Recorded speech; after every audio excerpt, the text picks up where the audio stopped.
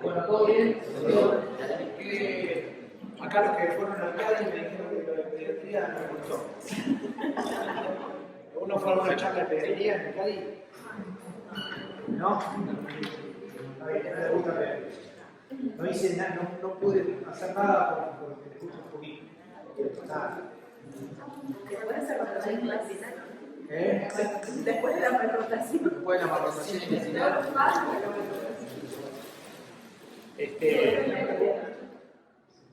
Bueno, ¿cómo viene con la lectura? ¿Bien? Bien. Bueno, ¿alguna duda? ¿Algo que quieran consultar?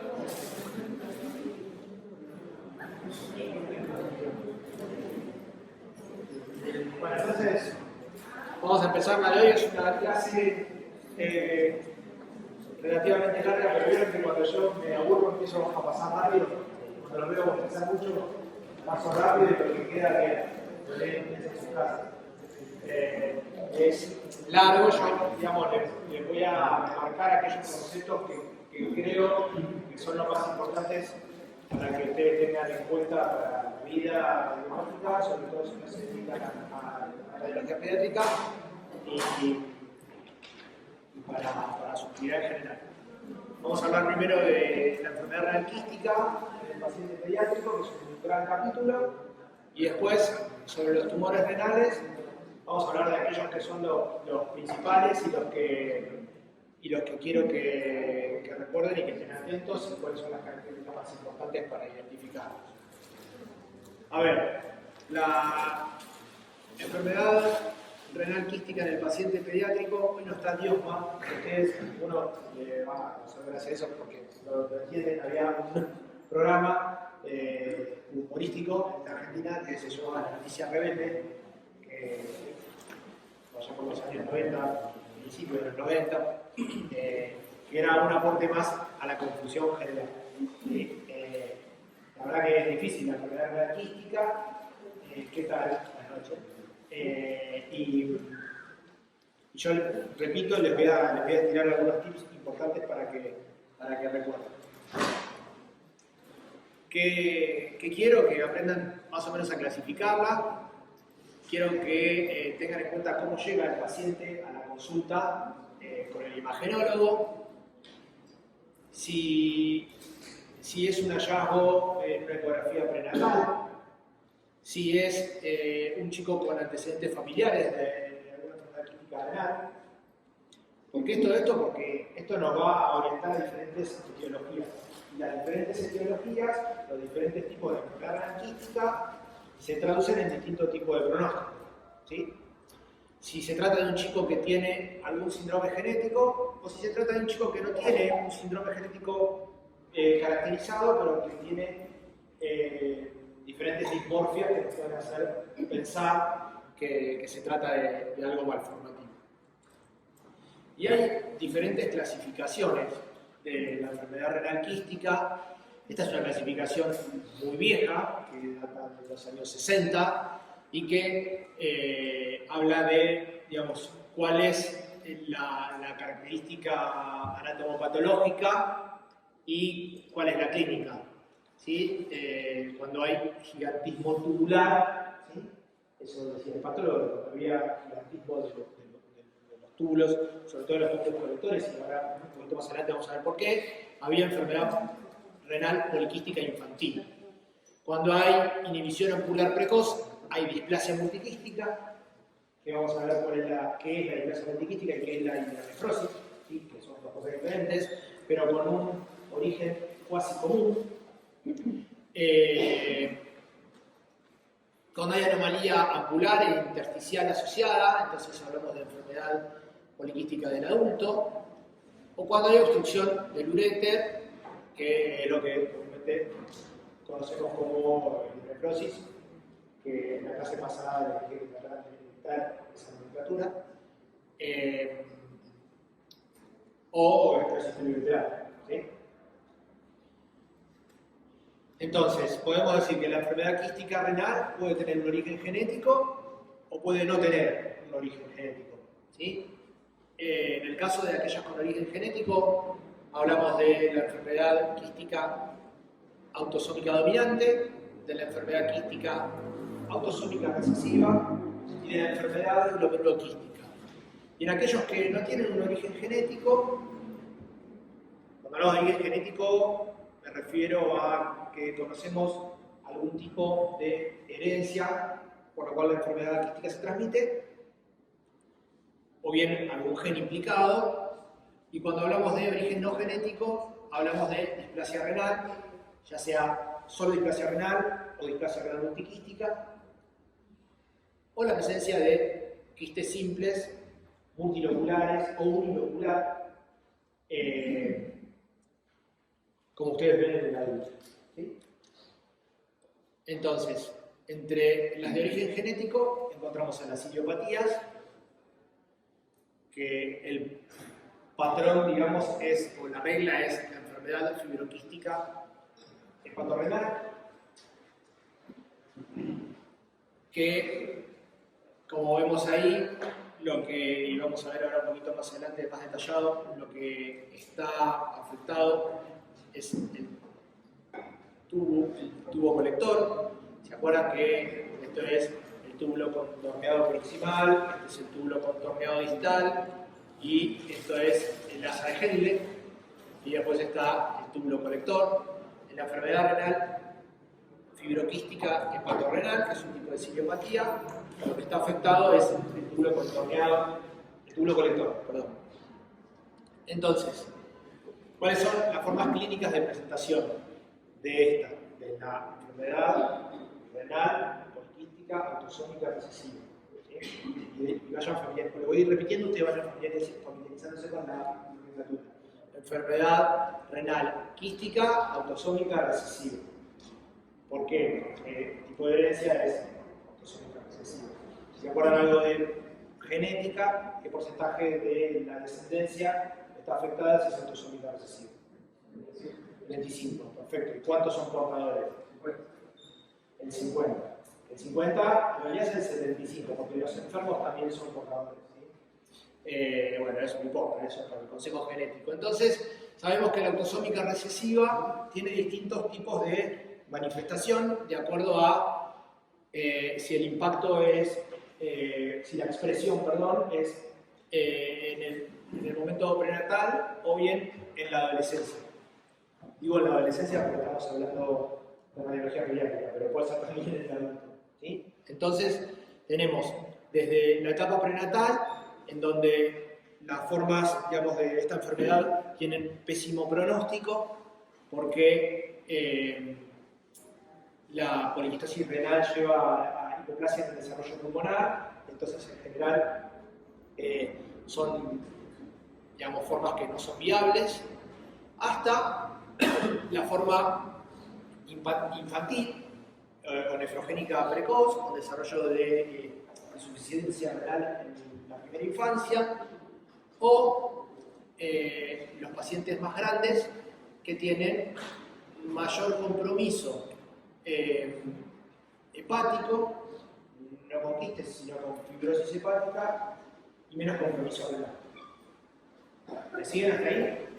Entonces, enfermedad renal quística autosómica recesiva es una enfermedad fibroquística. Tiene compromiso de fibrosis hepática y compromiso renal con insuficiencia renal secundaria a poliquistosis renal. Bien, como les decía antes, lo que está afectado es el tubo colector. ¿Sí? Y lo que vamos a ver son riñones muy grandes. ¿Sí? Esta es la forma antenatal, entonces tiene hipoplasia del desarrollo pulmonar, no es viable en general. Y esta es una ecografía obstétrica en donde se ven los riñones muy aumentados de tamaño, ¿sí? Con un seno renal bastante ecogénico. ¿Le ven quistes? Claro, este es el abdomen del bebé. ¿Le ven quistes? No, no se ven. Ahora vamos a ver cómo se ve en un paciente un poco grande. ¿Sí? Son aumentados de tamaño, muy ecogénicos. En el caso de estos chicos mantienen oligogamia, yo sé poco y nada de ecografía obstétrica, pero es así. Y esto ahí dice un poco de historia porque antes todo se pegaba con mielografía. Pasaba contraste endovenoso y se veía cómo era la filtración y la excreción renal del contraste, y entonces se veía esto, ¿sí? Estos mega riñones, como dos zapatillas adentro del abdomen con la excreción correspondiente. Esto sí es la imagen típica de la enfermedad renal autosómica recesiva en pediatría. Si ustedes ven un niño, por el motivo que sea, y encuentran esto, es una enfermedad renal autosómica recesiva. Bien, son riñones muy grandes con pérdida de la diferenciación córtico-medular, son predominantemente ecogénicos respecto del parénquima del órgano sólido adyacente, ya sea el hígado o el vaso, y tienen de forma característica estas imágenes ecogénicas que son los quistes, ¿sí? En realidad lo que uno ve es la ecorrefringencia de la diferencia entre el quiste y el parénquima. ¿Sí? No se llega a ver la hipo o anecogenicidad de la imagen quística, porque son muy pequeñitos. ¿Se entiende? Si ustedes, les debo la imagen de la reso porque no la tengo, si ustedes le hacen una resonancia a estos chicos, en el T2 sí lo van a ver como imágenes bien redonditas, hiperintensas, que inequívocamente son quistes, ¿sí? Pero en la eco los van a ver así.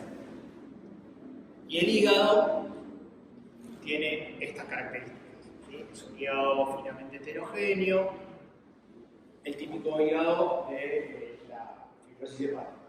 Si te hace una elatografía, está seguramente muy aumentado y seguramente puede tener signos de hipertensión portal, ¿sí? Depende en el momento en que uno lo diagnostique. Y esto es un tip para que lo tengan en cuenta. En general, los chicos con enfermedad renal autosómica recesiva que tienen fibrosis hepática asociada, aquellos que tienen mucho compromiso renal, que van rápidamente al fallo renal terminal, son los que menos componente hepático tienen.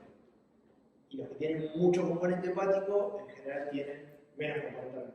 ¿Está bien?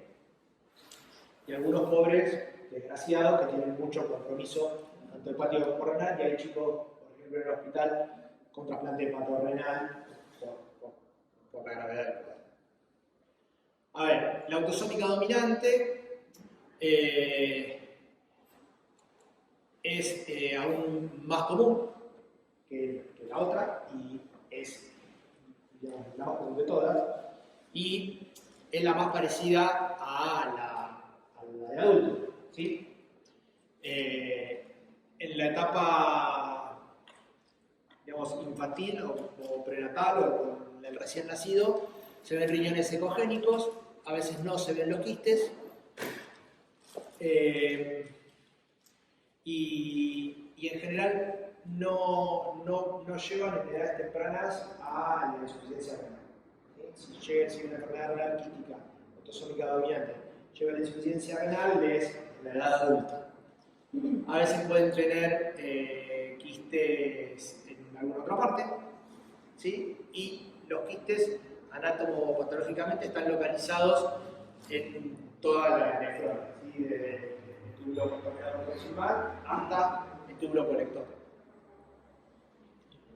Y este es la imagen ecográfica, son quistes de distintos tamaños, córtico-medulares, y es más parecido a lo que ustedes que hacen adultos están acostumbrados a ver. Y los criterios de Rabin dicen que la enfermedad se puede definir cuando en menores de 3 años tenés 2 quistes unibilaterales, entre 30 y 60 cuando hay más de 2 quistes en cada riñón, y después de los 60 cuando hay más de 4 quistes en cada riñón.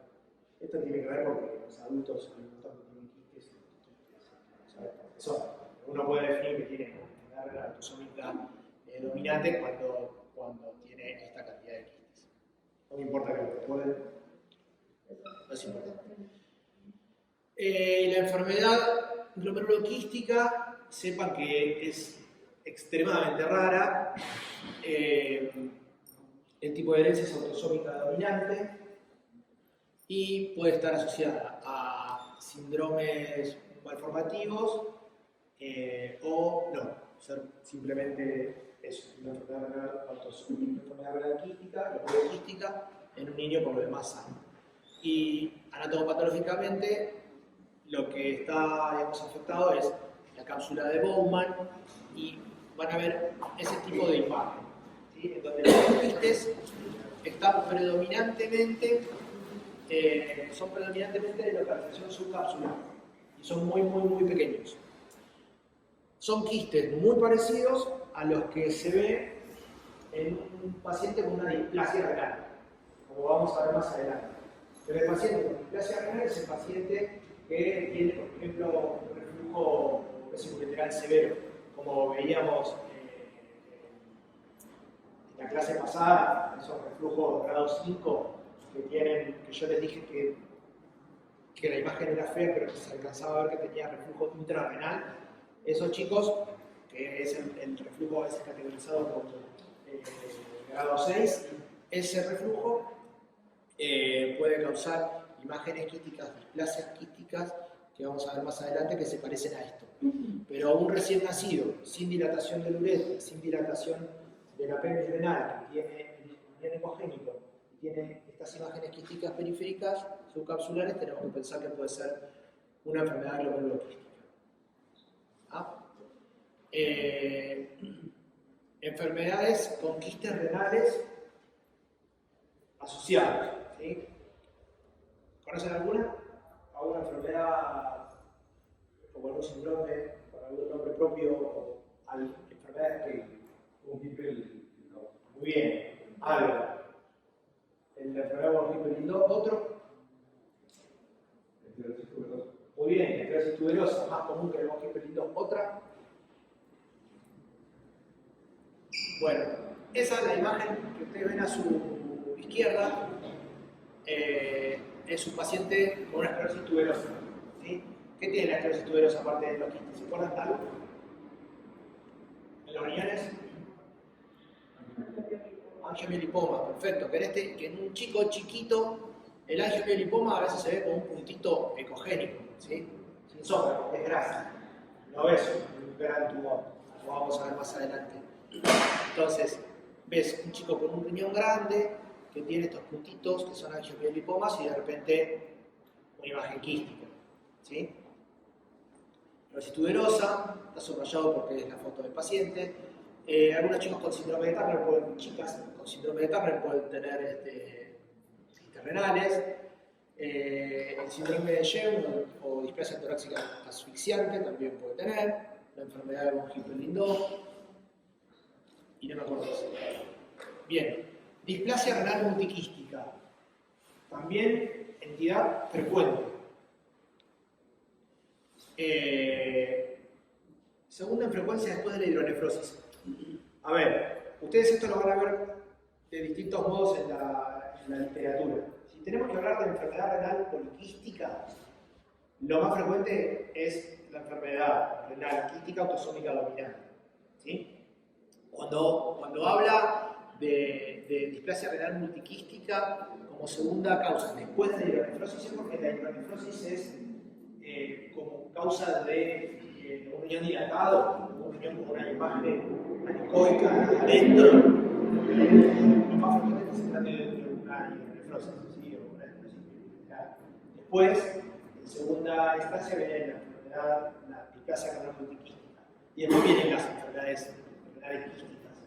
¿Sí? En primer lugar va a estar la autosómica dominante del adulto y después va a estar la autosómica recesiva, que es la fibroquística. ¿Sí? ¿Qué características va a tener la displasia renal multiquística? Va a tener muchos quistes de diferentes tamaños. En general hay atresia de la pelvis. La pelvis renal no se identifica en la ecografía ni en ningún otro método por imágenes. Y no hay un parénquima renal funcional. Si uno le hace un centellograma a estos chicos, que en general no se hace, pero si uno le hace un centellograma va a encontrar que ese parénquima no funciona, no hay riñón de ese lado. ¿En qué casos se va a llegar a hacer un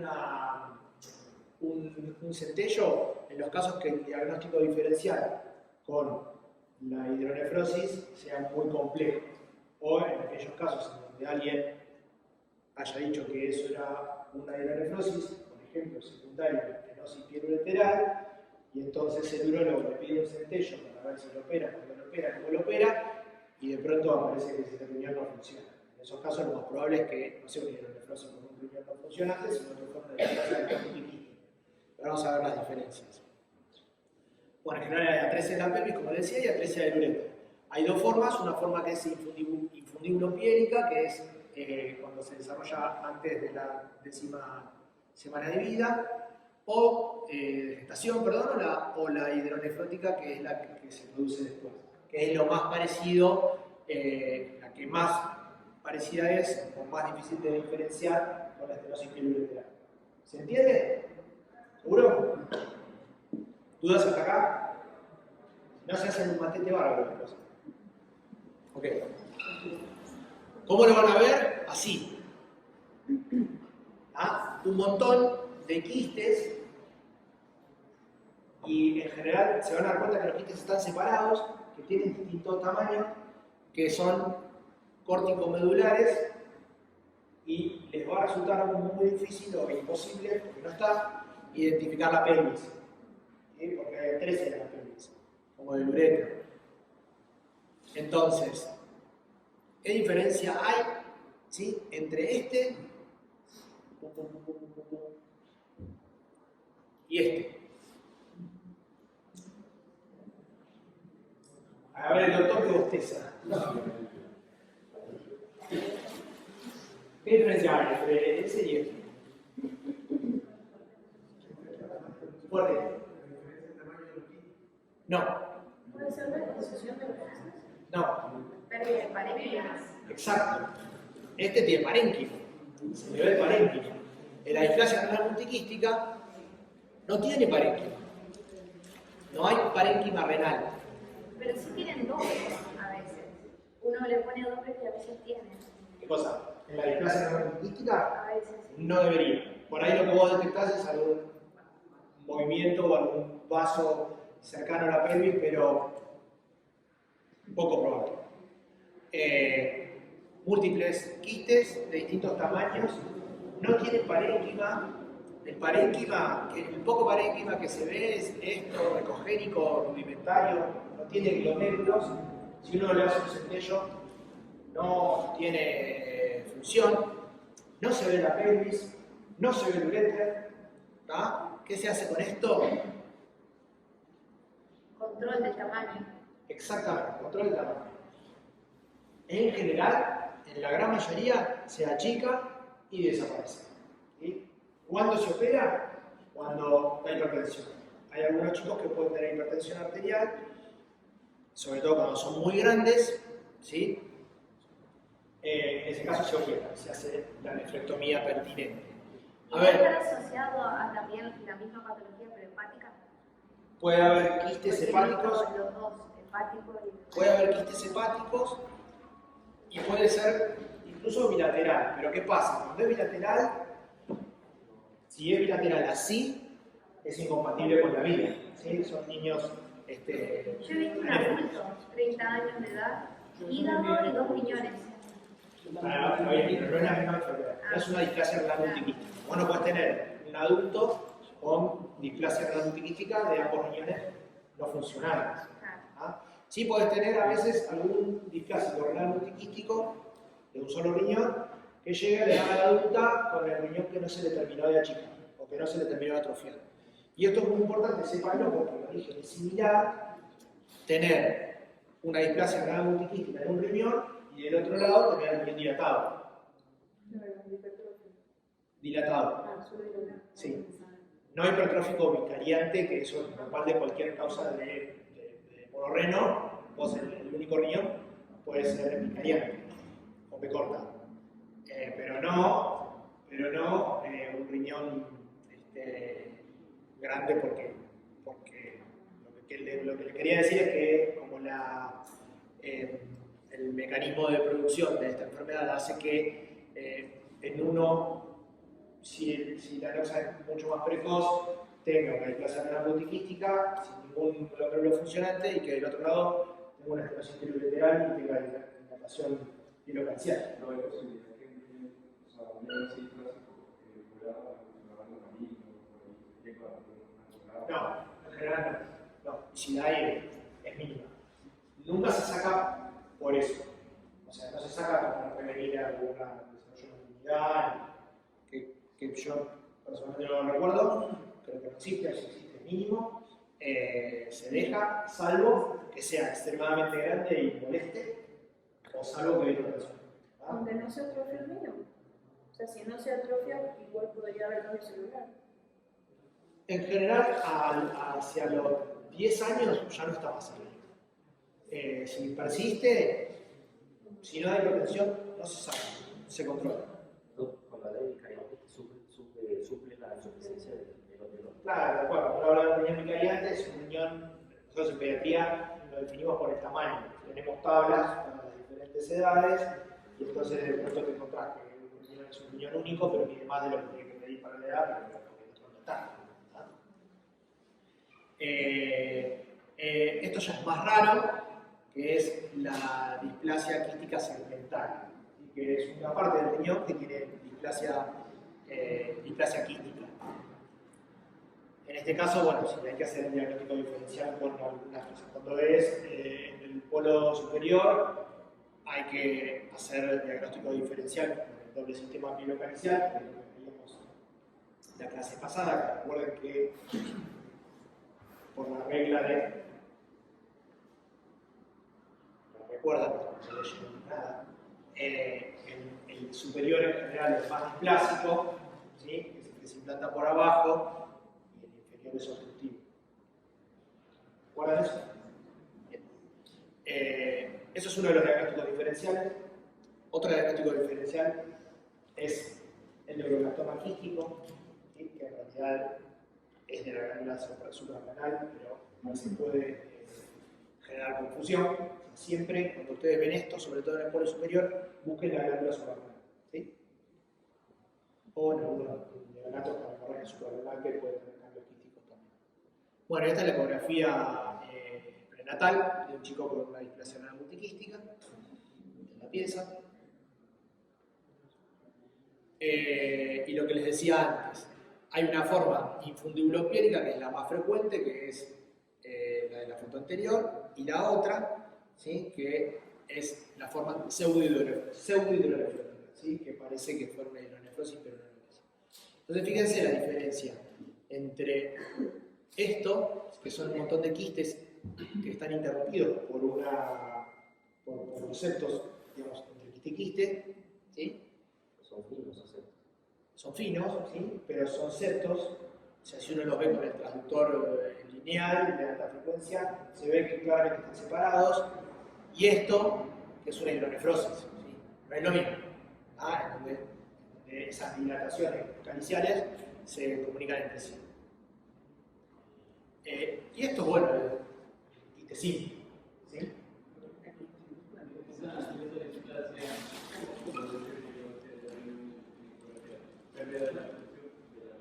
¿Cómo?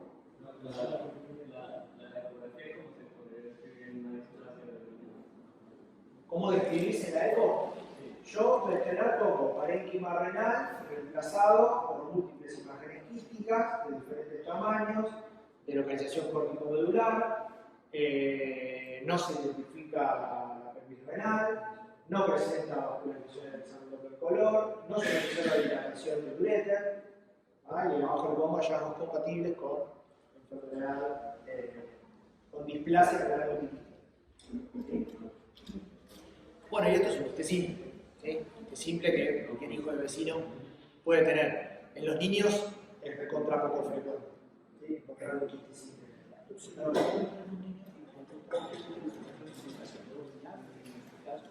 Nosotros lo hacemos poco y nada. Sí, ¿por qué no? Porque digo, en niños es muy poco frecuente.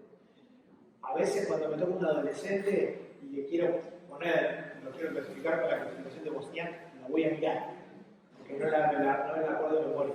O sea, los que hacen adultos es algo que lo tienen así como yo no veo. ¿Sí? Bueno, y esto es lo que les decía antes, la enfermedad quística renal, la displasia renal, ¿sí? Que son riñones displásicos, secundarios a neuropatía. Por ejemplo, una neuropatía por reflujo, ¿sí? Como esta, donde hay una dilatación ureteropiética machaza y el riñón tiene esas imágenes críticas porque es un riñón casi secular, ¿sí? Entonces está ecogénico, no tiene buena diferenciación córtico-medular y tiene necesariamente esa dilatación del sistema colector y esa presencia de imágenes críticas corticales, ¿sí? El diagnóstico diferencial de la glomeruloquística, pero diferente. Una es un neurópata y otra no. ¿Se entiende? Sí. Entonces,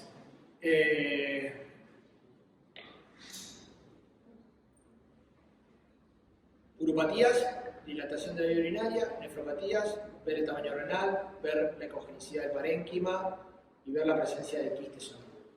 En la ecografía prenatal, para que estén acostumbrados a prenatal, ver el tamaño, ver la ecogenicidad y ver siempre la relación córtico-medular. Y si hay quistes, definir esos quistes. Si están en la corteza, si son medulares, cómo está el resto del parénquima, si se ve la pelvis o no se ve la pelvis, ¿está bien? Y algunas cositas más que me interesa que recuerden. Fíjense. ¿Cómo le da esta relación córtico-medular? No, en general la relación cuando hablamos de relación córtico-medular es diferenciar bien lo que es la corteza de lo que es la médula, ¿sí? Y algunas cosas para saber que ya lo hablamos en la clase pasada, en este caso, es una ecografía prenatal, estaba en algunos de los ejemplos, que es una enfermedad quística autosómica recesiva. Fíjense que no hay buena diferenciación córtico-medular y fíjense que la corteza está ecogénica, ¿sí? En esto, que es una entidad transitoria, que es el depósito de las proteínas de Tamm-Hofstad, que también es responsable de manchar el pañal durante los primeros días de rosa, eso lo deben recordar de pediatría. Tiene esto, que son las proteínas que se depositan en el vértice de las pirámides renales, ¿sí? Fíjense, estas son las bases de las pirámides, estos son los vértices de las pirámides. Estos son los primeros días de vida. Esto, ¿sí? En nefrocalcinosis, fíjense que todo el contorno de las pirámides está ecogénico, ¿sí? No solo el vértice. Esto igual se ve en chicos más grandes, en general está acompañado de alguna alteración del medio interno, son chicos que tienen hipercalciuria, y esto, digamos, a la larga va a la formación de líquidos, ¿no? Con ecos y sombra acústica posterior, quise decir. ¿Y cuál es la diferencia? ¿Sí? Esto, la proteinuria de Tamm, que es transitoria, y la nefrocalcinosis, que a veces no es transitoria y puede incluso ser muy mala, ¿sí? La diferencia entre esto es que estos tienen un tamaño renal normal y la autosómica recesiva, ¿sí?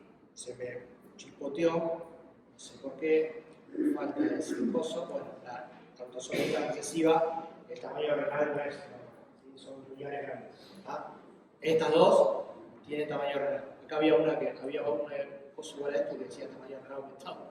Pero bueno, recuerden eso. La renal autosómica recesiva tiene los riñones gigantescos, son dos zapatillas. ¿Sí? Bueno, vamos con la segunda parte, tratar de hacerlo rápido para que no se mareen.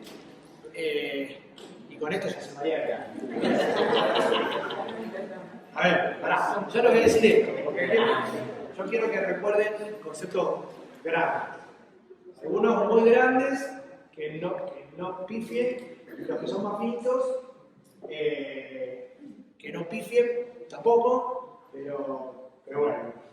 Masas renales pediátricas. Si yo les digo, ¿cuál es el cáncer ¿sí? Hablando coloquialmente, ¿cuál es el cáncer más común en los niños? Tumor de Wilms, por ahí. Neuroblastoma, por ahí. Rhabdo. ¿Cuál es el cáncer más común en pediatría? Linfoma, ¿lo es? La leucemia, muy bien, doctor, la leucemia, pero por lejos. Robo, ¿sí? La enfermedad oncológica pediátrica más frecuente es la leucemia. Más concretamente, la leucemia linfoblástica aguda, ¿sí? El tumor pediátrico por lejos más frecuente. Hace 30 años se moría el 90%, hoy se cura más del 95%. ¿Sí? Ese es el tumor más frecuente, la leucemia linfoblástica aguda. Y si hablamos de tumores sólidos, ¿sí? O sea, saquemos las leucemias. ¿Cuáles son los tumores sólidos más frecuentes? Vamos de nuevo, nadie va a decir, o sea, saquemos al doctor que dijo leucemia, volvemos, Rhabdo dijo doctora. Rhabdo es un concepto muy grande, ¿no? Está bueno esto, porque son conceptos grandes, que uno dice, uy, me preguntaron una boludez, me preguntaron cuál es el tumor más, y por ahí uno no lo sabe. Está bueno saberlo. No vale. Los tumores sólidos más frecuentes en la edad pediátrica, sólidos, son los tumores del sistema nervioso central. ¿Sí? Por lejos, el gastrocitoma pilocítico. ¿Sí? Y en general, antes del año, tumores supratentoriales, después del año, tumores infratentoriales. El más común es el gastrocitoma pilocítico, después el medulo, el limoma, no importa, pero como concepto grande, tumor del sistema nervioso central es el tumor sólido más frecuente. Y después viene el tumor de Wilms con el neuroblastoma, que según las series van ahí cabeza a cabeza, y los números son muy parecidos también para los tumores óseos, pero que los tumores óseos son en general a la cabeza del osteosarcoma, pero en chicos más grandes. ¿Sí? El osteosarcoma es un tumor del adolescente, es raro un osteosarcoma en la primera infancia. Bueno, y esto es el registro actualizado para el 2021. Faltan algunos, yo había acá más abajo, pero no se los quise poner. Voy a sacar un poco porque la verdad que entre la miopía no me deja. Pero fíjense, los tumores renales, dice, esto es del Registro Nacional de Oncología de pacientes hospitalizados, que está en el boletín del Ministerio de Salud de la Nación. Estos son registros del 2021, está bastante actualizado.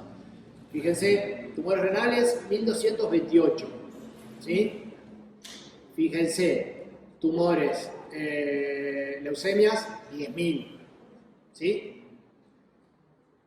Bueno, y después linfomas, un poco menos, pero también se consideran tumores células hematopoyéticas, y después tumores del sistema nervioso central, como les dije, 5.000 y pico. ¿Sí? Y después, neuroblastoma, 1.500, tumor de Wilms, tumores renales, 1.200, ¿sí? Más o menos parecido. ¿Ah? Y tumores óseos, 1.300. Pero si acá ven los agrupamientos etarios, ¿sí? Los tumores óseos caen en general por arriba de los 10 años. ¿Sí? Por abajo de los 10 años. Doctor, eso es un orden. ¿Cómo? Eso es un orden. Eso es un orden. ¿Por qué el sistema nervioso central tiene 5.158 casos y el de linfoma tiene 3.140? Porque, ¿cómo? Porque ¿Acá esto? El tercero tiene 5.158. Ay, no sé. Pero vos decís en orden, no, en orden de arriba lo más frecuente y abajo. Exacto. No necesariamente. No, está mezclado. No, eso está mezclado. Pero recuérdenlo como número general, leucemia lo más frecuente, ¿sí? Y tumores del sistema nervioso central, segundo en frecuencia. ¿Sí? Y los linfomas y demás son los terceros en frecuencia, pero se mezclan con lo que es, se superpone con lo que es las leucemias. Como que leucemias y linfomas es como un gran cambio. ¿Está bien? Entonces, esto es un trabajo que se hizo en el hospital hace muchos años, muchos, en donde por lejos el tumor de Wilms es el tumor más frecuente en los niños. El tumor de Wilms, un nefroblastoma, y lo siguen todo el resto. ¿Sí? Vamos a hablar del tumor de Wilms, que es el que más quiero que sepan, y después los otros se los voy a nombrar y los leen ustedes. Por lejos, lo más común, el síntoma cardinal del tumor de Wilms es la masa palpable. Y la madre lo trae porque tiene una masa palpable. Y es una masa muy grande, son de rapidísimo crecimiento y es el síntoma cardinal. A veces pueden tener dolor abdominal, la hematuria también puede estar presente, pero no es lo más común. Hipertensión es extremadamente raro. ¿Sí? Y entre los tumores renales malignos, ahí está, digamos, eso sí es en orden, el tumor de Wilms en la cabeza, la nefroblastomatosis, ahora vamos a hablar bien qué es la nefroblastomatosis, el carcinoma de células renales, el linfoma, la leucemia, y más raro el sarcoma de células claras y el tumor rhabdoide. A ver, en general es mucho más común que un tumor de Wilms aparezca antes de los 5 años de edad, con una media de 3 años. Es muy raro en el neonato. Como les decía, el síntoma cardinal es la masa palpable, fiebre, hematuria, hipertensión, eso es extremadamente raro. Y a veces puede, muy raro, pero pueden debutar con un síndrome de Buchiari cuando a través de la vena renal invaden la vena cava inferior. Hay algunos síndromes que se asocian, que es importante conocerlos porque cuando ustedes reciben a un paciente con el síndrome tienen que ir a mirarle, más allá de que yo sé que ustedes siempre lo van a hacer, pero tienen que ir a mirarle los primeros con más detalle. Uno es el síndrome de Beckwith-Wiedemann o hemihipertrofia, SO va entre comillas, porque hay síndrome de Beckwith-Wiedemann que tiene hipertrofia y hay síndrome de Beckwith-Wiedemann que no tiene hemihipertrofia. El síndrome de Beckwith-Wiedemann tiene macroglosia, tiene una fase muy particular. En general son chicos que suelen tener sobrepeso, a veces no de neonatos, pero sí lo desarrollan después, y tienen la lengua muy grande y suelen tener hemihipertrofia. Cuando tienen hemihipertrofia tienen mayor asociación con tumor de Wilms que si no la tienen. Y tienen ese gen, que no se lo van a ver por ecografía, pero cuando ese gen está afectado, tienen también más desarrollo de la tumor. Lo mismo con los otros dos síndromes. El tercero es un acrónimo, que es el WAP, que tiene todo eso: iridia, catarata, anomalías genitourinarias, y tiene otro gen implicado. ¿Está bien? Para los chicos que tienen este síndrome, lo que se hace es un screening que se hace a los 6 meses de edad y después se va espaciando a medida que los chicos van creciendo. Si después de los 7, 8, 10 años el paciente no desarrolló el tumor, la probabilidad de que lo desarrolle baja significativamente y los controles se pueden hacer incluso anuales. Por suerte son pocos. Bueno, esto depende de cómo uno mire. Los pacientes que tienen metástasis al diagnóstico, si tienen metástasis, lo más frecuente es que sean pulmonares.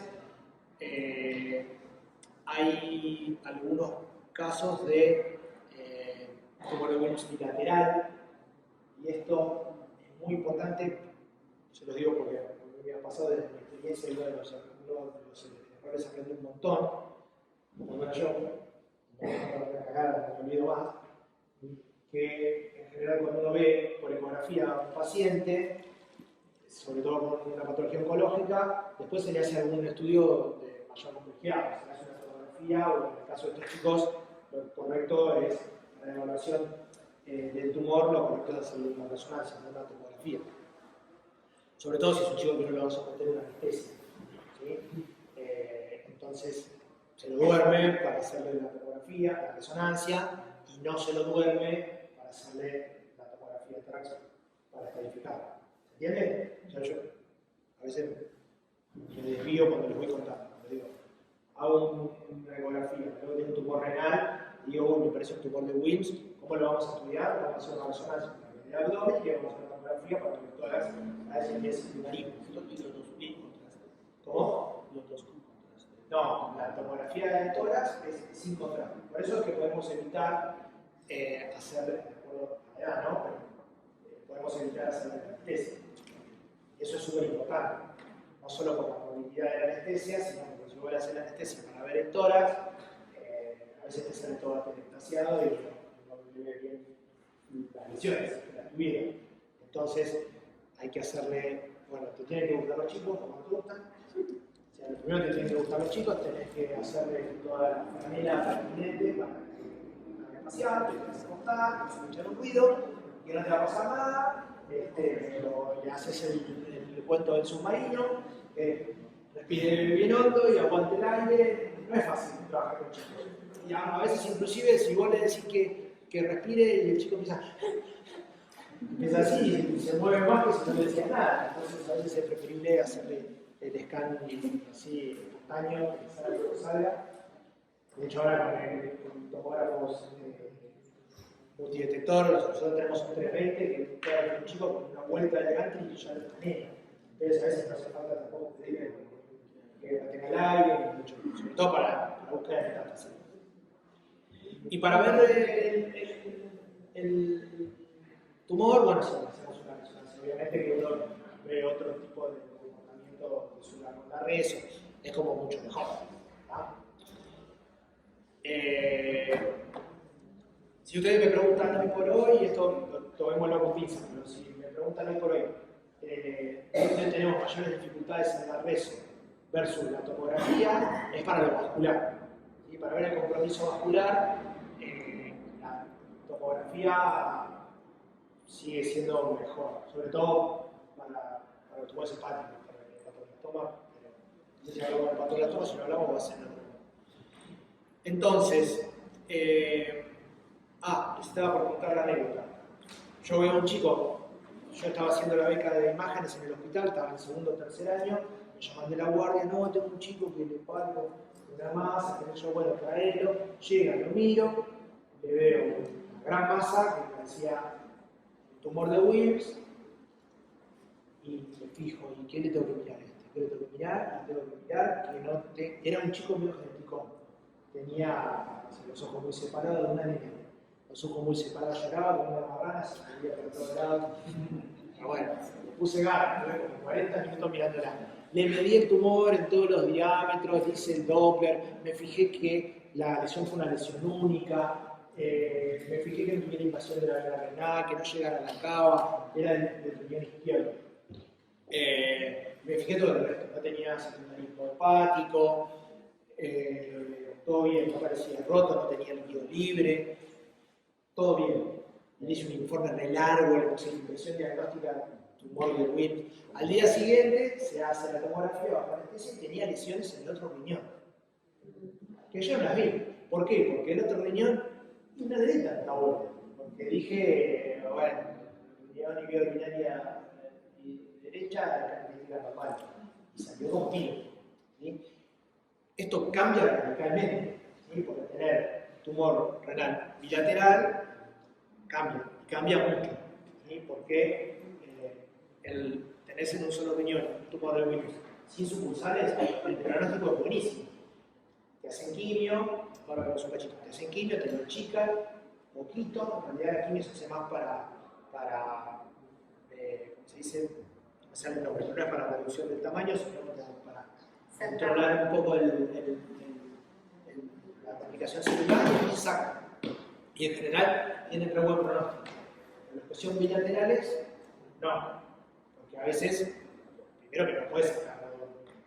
Si de un lado es muy grande, que es el que provocó la masa del diagnóstico, y el contraste que tiene del otro lado, se hace citoreducción con quimio, y después, depende de dónde está, a veces se hace, yo lo llamo cachectomía, que se hace la tumorectomía o hemiefrectomía, y después, nada, usar los dedos, rezar, y si recae, a la planta, siempre que no tenga metástasis, ¿sí? Bien.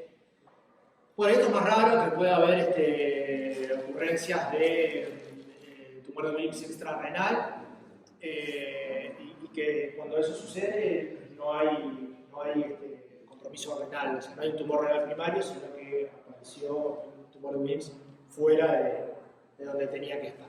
Yo vi una sola vez una chica con una masa en la región inguinal que fue muy loco porque incluso lo vimos ecográficamente parecía un tumor de Wilms. Pero nunca pensamos que podía ser un tumor de Wilms y dijimos, bueno, es una adenopatía podrida. Parece una adenopatía porque era en la región inguinal, tenía una masa acá.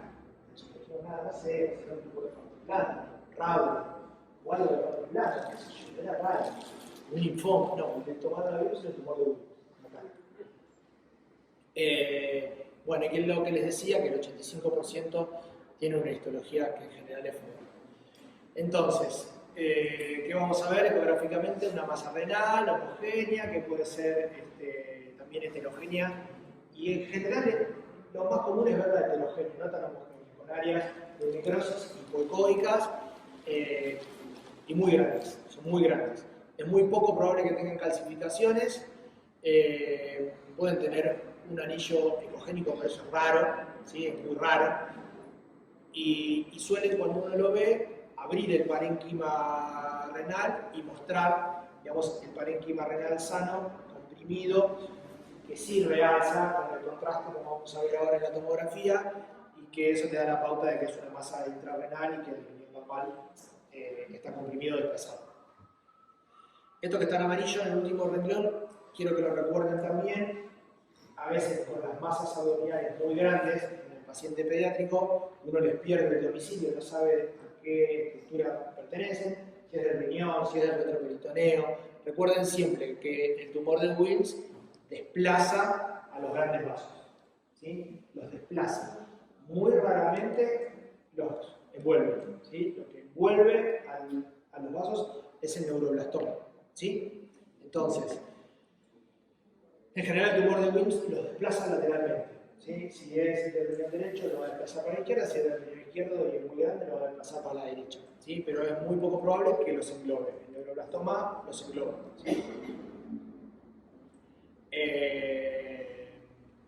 Bueno, y esto, le puse su carnadito rojo, el que se quema con leche de la boca y llora, siempre miren ambos riñones, ¿sí? Bien. La tomografía, ¿cómo le vamos a hacer la tomografía? ¿Y la sin contraste? No va. Sin contraste para el tórax. Sin contraste para el tórax. Nunca sin icono, los niños. Nunca, nunca, jamás. ¿Ah? Siempre con contraste endovenoso. En fase venosa. ¿Sí? No hace falta. A veces, esto se los dejo entre paréntesis y podemos charlarlo con aquel que le interese. O sea, la doctora que le gusta tomografía o al que le guste tomografía, nosotros a veces hacemos bolo partido, ¿sí? Partimos el bolo de contraste y pasamos el tiempo cero, y después si queremos veno-venoso pasamos el tiempo cero y el minuto. Si queremos un venoso y arterial hacemos el tiempo cero, el 60% del contraste, y después a los 45 segundos le pasamos el 40% restante y lo adquirimos al minuto, y entonces nos sale mixto arterial y venoso. Calculando la dosis por el peso. Calculando la dosis por el peso, que es general para el OptiRite, que ahora no se consigue en Argentina, es a 2 por kilo, y si tienes una marca por ahí como más pedorra, puede ser a 3 por kilo. Y en algunas entidades, porque no se quiere ver mucho con hipertensión portal, que tiene mucha distribución del contraste por todos lados, le ponemos un poquito más, ¿sí? No más de 3 por kilo. Entonces, en general, tiene una media del tamaño de 12 centímetros, son tumores grandes al momento del diagnóstico. En general, realzan menos que el resto del parénquima, por eso se ven hipodensas. Pueden invadir el sistema excretor, es raro, pero pueden hacerlo. En cuyo caso se llama Wilms botrioide. Vamos a ver un ejemplo de una eco nuestra y de una imagen de la literatura de una pieza que invade todo el uréter y llega hasta la vejiga.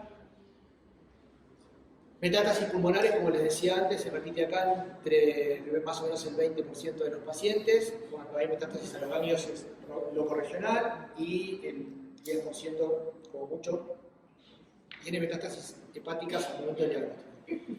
La extensión a la vena renal y la vena cava también es poco frecuente, pero hay que ir a buscarla porque cambia la estrategia terapéutica. ¿Sí? Buscar siempre el tumor contralateral y buscar los restos nefrogénicos, que son mucho más frecuentes en los pacientes con síndromes que es lo que se llama nefroblastomatosis. ¿Sí? Ahora vamos a hablar un poquito de eso. Generalmente quimio y nefrectomía. Lo que les decía, se puede usar la quimio para achicar un poco el tumor y que sea más fácil de extirpar. Y la terapia radiante, la radioterapia se usa más que nada en algunos casos en donde quedan restos tumorales o en los chicos con tumores bilaterales que no tienen mucha chance de operarse de entrada, entonces se le pone todo, incluso la radioterapia, con el fin de achicar. El pronóstico depende del tamaño, de la etiología del tumor y del momento en el que se diagnostique. Y esa expectativa de curación del 75, ahí me quedé corto, es mucho más alto, ¿sí? Para tumores localizados, unilaterales y no muy grandes, se curan casi todos. Sobre todo si no hay recurrencia en los primeros 3 años, que la recurrencia depende de lo que dice. Este es otro, es más homogéneo, fíjense, isoecoico con el parénquima renal adyacente, y fíjense en la tomografía, realza menos, fíjense cómo abre, ¿sí? El riñón está en la región interpolar, acá hay riñón, ¿sí? Y acá también hay riñón, y acá está la masa. ¿Es lo más común de ver? No, no es la imagen de tomografía más frecuente del tumor de Wilms. Ahora le voy a decir cuál es la más frecuente. Este es otro ejemplo. Esto se acerca más a lo que uno ve. ¿Sí? Acá atrás hay riñón también. Créanme. Sí, pero acá hay riñón. Pasa que es difícil porque yo les estoy mostrando una foto sola. Pero bueno, si ustedes ven toda la serie, pero sí, acá hay riñón y todo esto es la masa, que puede tener áreas de menor densidad, porque tienen necrosis. Y esta es la reso. Pensé que en la reso es diferente. El comportamiento uno lo ve en distintas gamas, ¿sí? Y el realce es más heterogéneo. ¿Qué tiene este? Mírenlo. ¿Qué es lo que les quiero mostrar? En este que por ahí, en la eco se te pasa. En el riñón derecho exterior. Exacto. En el riñón, esto, si vos lo ves, digamos, no excede los límites de la cápsula renal y es bastante isoecoico con el parénquima renal adyacente, la eco se te pasa. ¿Ah? ¿Cómo? Sí, también te lo puedes confundir con un quiste. Exacto. Tal cual. Bueno, esto no se suele ver. ¿Ah? No se suele ver por Wilms, sí para otro tipo de tumores, pero no por Wilms. Y miren este. La cava. Fíjense esto. ¿Sí? Que si vos lo ves de entrada, decís eso no parece la cava. Acá porque dice que tiene la cava. Si vos lo ves así, no es la cava. Y es un trombo tumoral. Porque si vos lográs definir que eso es la cava, a veces es otra cava y decís en general las trombosis que no son tumorales, la trombosis de la cava, que no es tumoral, no tiene ese tamaño de cava. ¿Sí? Para que tener ese tamaño de cava, tiene que ser algo que se está expandiendo dentro de la cava. ¿Sí? Esto es lo más común de ver en una eco y un tumor de Wilms. Una imagen, una masa ecogénica, con áreas hipoecoicas, que esto es necrosis, ¿sí? Pero son áreas hipoecoicas le diría casi anecoicas, ¿sí? Porque son negras, bien negras. El tumor de Wilms se suele ver así. ¿Está bien? Este es otro ejemplo. Fíjense el pedacito de riñón acá. Y a veces no sabés de dónde viene, porque miren el hígado. A veces no tenés claro plano de clivaje con el hígado, se empuja para arriba, es muy difícil. Bien, es otro, fíjense, bueno, acá se ve del otro lado. Este si no es el mío, pega en el plano. Bien, miren este. ¿Sí? Siempre buscar la bilateralidad. Fíjense el tamaño, ¿sí? Fíjense, imagínense esto, el paciente viene con eso, y crece muy rápido.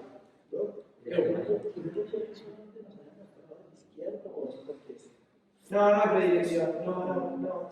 Capaz que puede ser el izquierdo más frecuente, pero tampoco. Eso, esto, la imagen heterogénea con áreas hipodérmicas. ¿Sí? Eso es como lo más común. Cuanto más grande es, pues más le vas a encontrar áreas hipodérmicas, porque cuanto más grande, más necrosis tienes. O más necrosis puede tener. ¿El tumor de Wilms? No necesariamente. En general, el tumor de Wilms, lo más frecuente es que crezca de un nivel normal. Pero se sabe, por ejemplo, que los niños en armadura tienen más chances de tener, desarrollar tumor de Wilms que normal. ¿Ah? Y ni hablar de la nefroblastomatosis, como vamos a ver ahora, que son los nefroclínicos que se ven muy frecuentemente en estos pacientes con Legutlide, Malguard o el síndrome de microtrofia. Bueno, esto es otro bilateral. Miren este. Esta es una trombosis de la vena renal izquierda. Bueno, fíjense cómo es el desplazamiento acá de la cola del páncreas. ¿Qué hace con estos chicos de seno cuando es bilateral? Y eso. ¿Se lo sacan? En general se hace citoreducción con quimio. La masa más grande en general se saca y después siguen con quimio a ver qué pasa con el resto. Hay algunas líneas de quimioterapia ahora de mantenimiento que no son tan tóxicas y que se las puede dejar un tiempo para ver cómo se comporta. Y cuando se puede operar, se opera. Se hace la exéresis del tumor y si no, espera que crezcan, son muy chiquitos y se los trasplanta, siempre y cuando no tengan secundarismo a distancia. Hay algunas imágenes que les voy a ser sincero, en la clase la tengo hace tiempo ya, la voy actualizando. Hay algunas que no me acuerdo por qué las tengo, pero no viene mal que se pueda con otros ejemplos. ¿Cómo? Es un tumor de Wilms. Bueno, nada, fíjense en área necrótica central. Muy llamativo. Y este se los quería mostrar por esto. ¿Sí? Porque fíjense cómo invade el apéndice. ¿Sí? Invade el apéndice y el uréter proximal. Y le saqué una imagen de la literatura que fíjense todo el uréter, todo invadido el molde de tumor dentro del uréter. ¿Sí? Fíjense acá y llega hasta la vejiga. ¿Sí? Bien. Y esto es una cuestión medio semántica, que es lo que decía hace un ratito. Masas renales neonatales.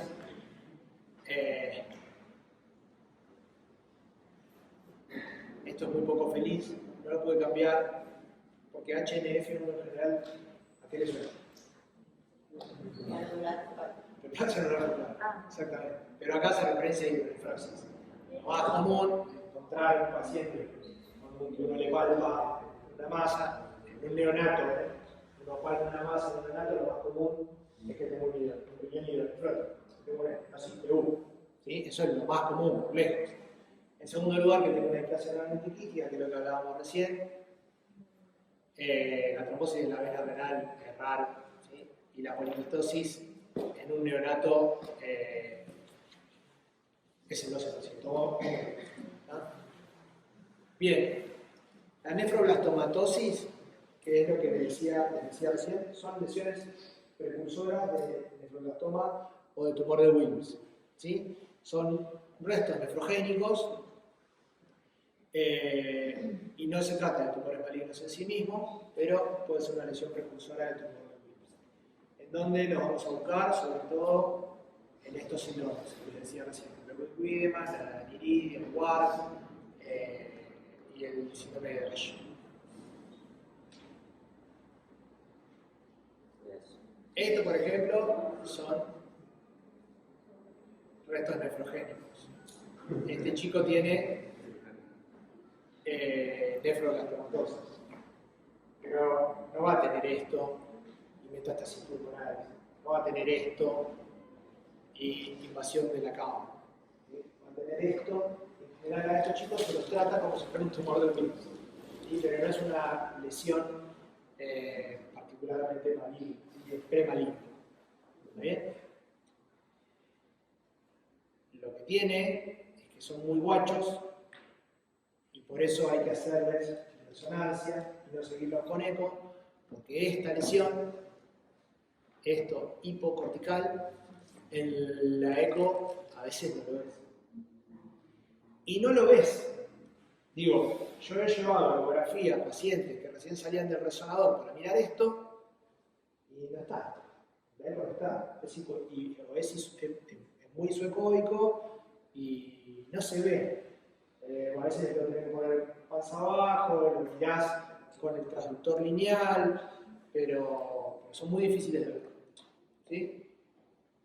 Esto lo vamos a pasar rápido. ¿Sí? El tumor rhabdoide es muy agresivo, afecta a niños más chiquitos, en general tienen menos de 2 años, son masas que en general son asintomáticas y no tienen hematuria o enfermedad metastásica. Ven así, grandes, con una masa hemogénica central, vascularizada, o así. Son tumores más heterogéneos, no tienen tantas áreas de necrosis en el medio como tiene un tumor de Wilms. Y el pronóstico es bastante más malo. ¿Sí? Si tiene metástasis, tiene esas metástasis hemogénicas en el parénquima hepático. Acuérdense que el 5% más o menos de los tumores de Wilms que tienen metástasis en el hígado suelen verse lipocoicas hemogénicas.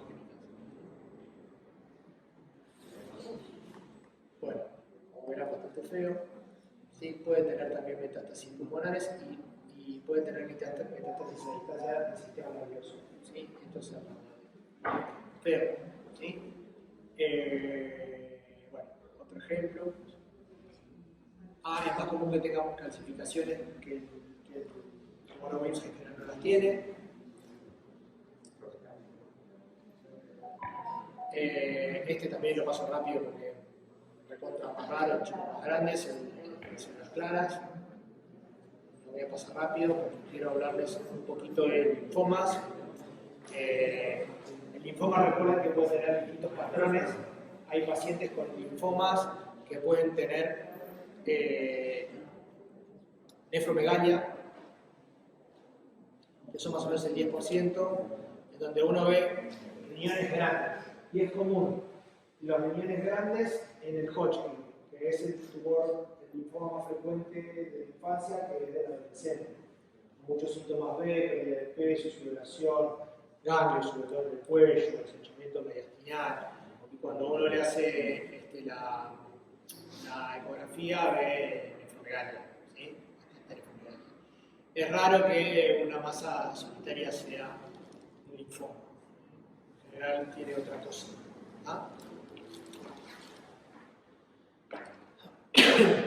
Miren, este es un corte axial. Fíjense el tamaño de tu riñón. Gigantes. Y a veces es muy sutil. Y uno ve nada más que nefromegalia, ve los riñones grandes pero sin imágenes focales. Las leucemias también pueden tener riñones zapatillas, a veces pueden tener infiltrados así tipo nodulares, hipoecoicos, corticales. Pero seguro asociado a plenomegalia y a otros. Sí, la cual tiene pisonomegalias, y la clínica de la leucemia como muy florida. De este no les voy a hablar. El Ewing extraóseo, después la doctora les va a hablar. y los tumores renales benignos, ¿sí? Esto sí quiero que lo recuerden, porque uno siempre tiene que acordarse cuál es el maligno más frecuente y cuál es el benigno. El benigno más frecuente es el linfoma mesoplástico, el recién nacido, de la primera infancia. El angiomiolipoma, dijimos, asociado sobre todo a esclerosis tuberosa o a alguna otra fagomatosis. El adenoma mesonéfrico y el nefroma quístico multilocular son más raros. El nefroma mesoplástico, esto sí, recuérdenlo, es el neonatal más común. En general se puede diagnosticar incluso en la etapa prenatal, pero en general se diagnostica antes de los 3 meses. Es más común en el varón. Siempre es una masa abdominal, la hematología no es tan frecuente. Hay una proliferación de mesenquima renal. Estos chicos en general se hace la exéresis, la nefrectomía y les va muy bien. ¿Sí?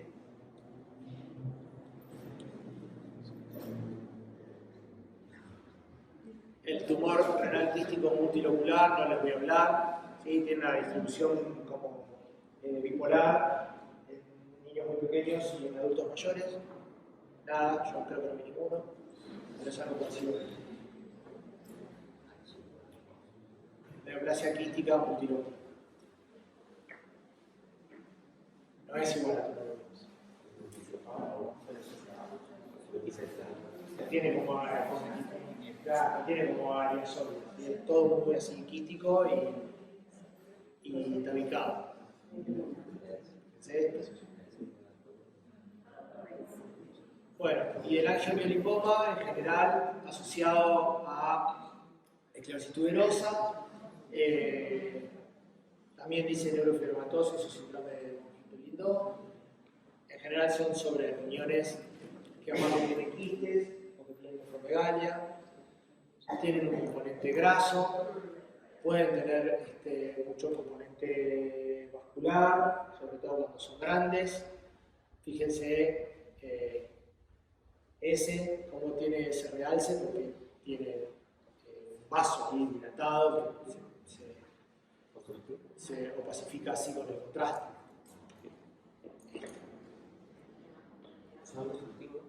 ¿Cómo? No, esto es una estructura vascular, ¿sí? Muy opacificada con el contraste, que es parte del tumor.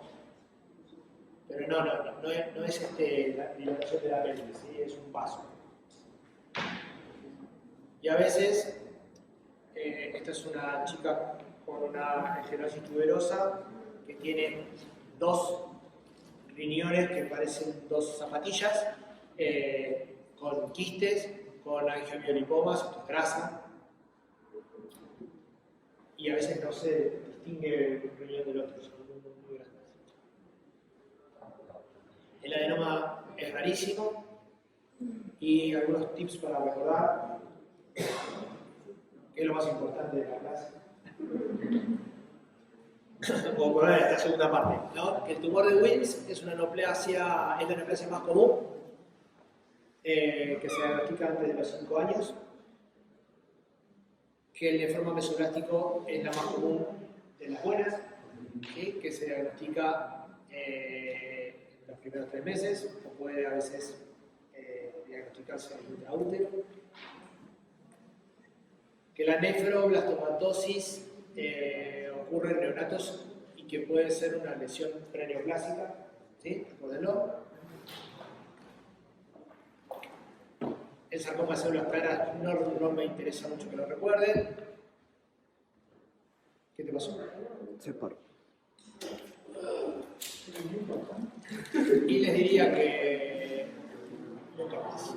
Los angiomiolipomas se asocian a esclerosis tuberosa, lo que les hablábamos recién, y que los linfomas y las leucemias pueden tener patrones citográficos variables, pero que siempre, como dijo la doctora, tengan en cuenta que es muy poco probable que diagnostiquemos una leucemia o un linfoma a partir de una lesión renal. Siempre vayamos a buscar en pacientes con sospecha de linfomas o leucemias cosas en los riñones, pero no al revés. ¿Ah? Y esto es todo por hoy, chicos. Espero que les guste.